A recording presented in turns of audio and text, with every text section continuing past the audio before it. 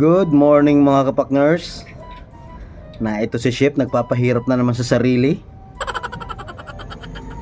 Yung matamis na pang-topping sa cake ay inahanay niya isa-isa oh. Yan ang tiyaga sa oras oh. Binibilang siguro. Nilagay sa tisti. Mamaya na may guguluhin din yun. Margarine. Frozen margarine. Ano naman kaya ito? Ay kinayod ng pangkayod ng mura. Tingnan natin kung ano nasa isip na naman ni Chef. Pati salaan ginagawa ng pangkayod ng margarine oh. Haba naman. May mga bagong pauso. Aguluhin din yan.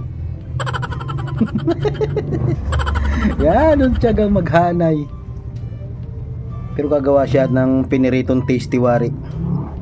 O pag hindi ay toasted tasty. Tingnan natin kung anong kakalabasan ng tinapay na yon. Oh, may pa-design. Parang pinirito nga niya ang style oh. Buttered, ano ba yan? Buttered tasty.